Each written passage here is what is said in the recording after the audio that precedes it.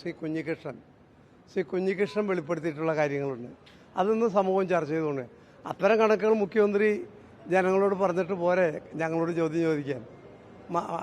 ഇവിടുത്തെ വയനാട്ടിലെ കാര്യത്തിൽ ആ കുടുംബമായിട്ട് കോൺഗ്രസ് നേതൃത്വം കാര്യങ്ങൾ സംസാരിക്കുകയും അതുമായി ബന്ധപ്പെട്ട എല്ലാ പ്രശ്നങ്ങളും പരിഹരിക്കുകയും ചെയ്തിട്ടുണ്ട്. ഈ SDPI വിഷയത്തിൽ കോൺഗ്രസിലൊരു ഭിന്നതയുണ്ടോ? കോൺഗ്രസിൽ എന്തിനാ ഭിന്നത? രാവിലെ K മുരളീധരൻ പറഞ്ഞിരിക്കുന്നത് ആരുടെ വോട്ട് കിട്ടിയാലും സ്വീകരിക്കും. അല്ല, അതിപ്പോൾ ഏത് സ്ഥാനാർത്ഥിക്കും അങ്ങനെയല്ലേ പറയാൻ പറ്റും. ഏതെങ്കിലും സ്ഥാനാർത്ഥി വോട്ട് ചെയ്യുമെന്ന് പറഞ്ഞാൽ വോട്ട് ചെയ്യണ്ടെന്ന് പറയില്ല. പക്ഷേ ഈ SDPI ആയിട്ടുള്ള ബന്ധത്തെക്കുറിച്ച് ഇതുവരെ ഒരു നിലപാട് പല കാര്യങ്ങളിലും ബഹുമാനപ്പെട്ട മുഖ്യമന്ത്രിയൊക്കെ പറയുന്ന ആർജവത്തോടുകൂടി പറഞ്ഞു കേൾക്കുന്നില്ല. SDPIയുടെ കാര്യത്തിലേ സാധാരണ മറുപടി പറയുന്ന ആർജവത്തിലല്ല മുഖ്യമന്ത്രി പറയുന്നത്. ഒരു ഒളിച്ചുകളി ഉള്ളതായിട്ടാണ് കണ്ടു നിൽക്കുന്നവർ കേട്ട് നിൽക്കുന്നവർക്ക് മനസ്സിലാകുന്നത്.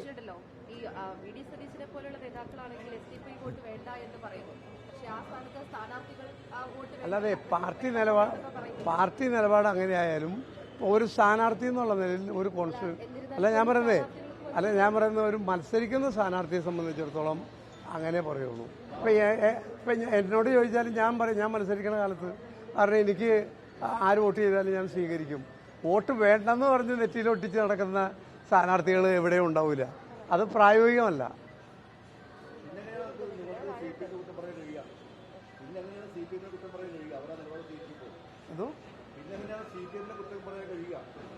അല്ല, CPM ഞങ്ങളെ സംബന്ധിച്ചിടത്തോളം ശ്രീ VD സതീശൻ ഒരു നിലപാട് പറഞ്ഞിട്ടുണ്ട് SDPIയുടെ കാര്യത്തിൽ.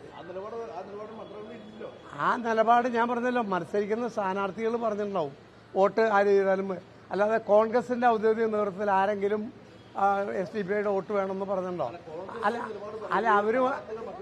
അവരുമായിട്ട് ചർച്ച ചെയ്തിട്ടുണ്ടോ? SDPI ആയിട്ട് ചർച്ച ചെയ്തിട്ടുണ്ടോ?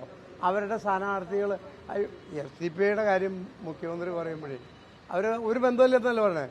നമ്മുടെ ഈ ജില്ലയിൽ എറണാകുളം ജില്ലയിലെ ആമ്പല്ലൂർ പഞ്ചായത്ത് SDPIയുടെ പിന്തുണയിലാണ് CPM ഭരിക്കുന്നത്. ഈ ഇപ്പം ഉണ്ടായ സംഭവമാണ്.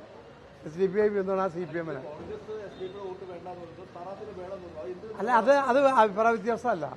ഏത് സ്ഥാനാർത്ഥി മത്സരിച്ചാലും ആരുടെ വോട്ടും വേണ്ടെന്ന് പറയാൻ സാധിക്കില്ല. അതാണ് അതിൻ്റെ പ്രശ്നം.